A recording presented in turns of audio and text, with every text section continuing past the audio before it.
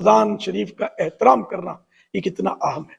اب جو رمضان شریف کو گانے بجاتے ہیں، گالیاں بکتے ہیں، تو سارا سال جو جھوٹ اور دھوکوں میں مبتلا تھے وہ بھی اس کام کو مزید بڑھا دیتے ہیں۔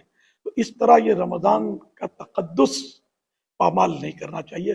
گناہ تو سارا ہی سال گناہ ہی ہے، لیکن رمضان میں اس گناہ کی شدت مزید بڑھ جاتی ہے۔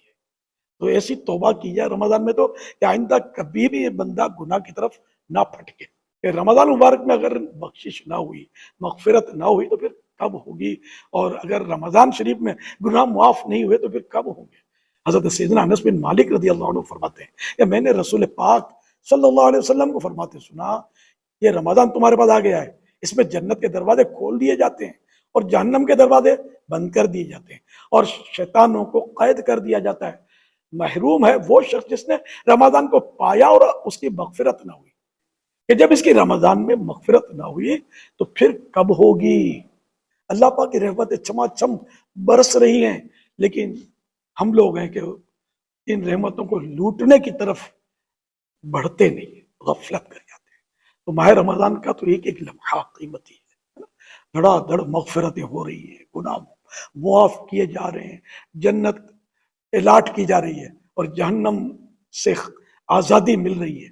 اس مہینے میں خاص کر یہ خیال رکھنا ہے کہ لا الہ الا اللہ کا ورد زیادہ کرنا ہے۔ لا الہ الا اللہ، لا الہ الا اللہ یہ پڑھتے رہنا، اور استغفار کی بھی کثرت کرنی ہے کہ زیادہ سے زیادہ اللہ پاک کی جناب میں اپنے گناہوں سے توبہ کرتے رہنا ہے کہ یہ مغفرت کا مہینہ، توبہ کی قبولیت کا مہینہ ہے، اور اللہ پاک سے جنت مانگنا ہے۔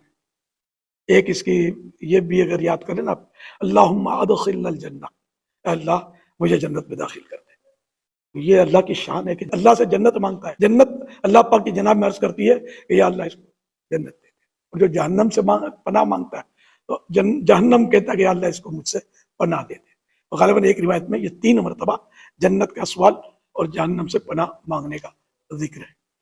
تو خیر، تو اگر یہ یاد کر لینا، اللہم ادخلنا الجنہ، اے اللہ مجھے جنت میں داخل کر دے، یہ 3 مرتبہ کہہ لیں۔ اللہم اجرنا من النار، اے اللہ میں تجھ سے آگ سے پناہ مانگتا ہوں۔ جہنم کا ایک طبقہ ہے، اس کا نام نار ہے، تو یوں مطلب جہنم سے بھی پناہ مانگنا ہوا۔ تو اس طرح کم از کم 3 مرتبہ جب جب مانگے، موقع ملے، نماز کے بعد عرض کر دیں اللہ کی جناب میں۔ تو اس طرح انشاءاللہ، اور رمضان شریف میں تو چلتے پھرتے اٹھتے بیٹھتے یہ جو چیزیں میں نے بتائی نا، اگر یہ ہم پڑھتے رہے نا تو بیڑا پار ہو جائے، ہمارے نیارے ہو جائیں، اور مطلب ہمارا نام اعمال نیکیوں سے بھر جائے، گناہوں کا نام و نشان اللہ کی رحمت سے مٹ جائے۔ اللہ کرے کہ ہم عمل کرنے والے بنے۔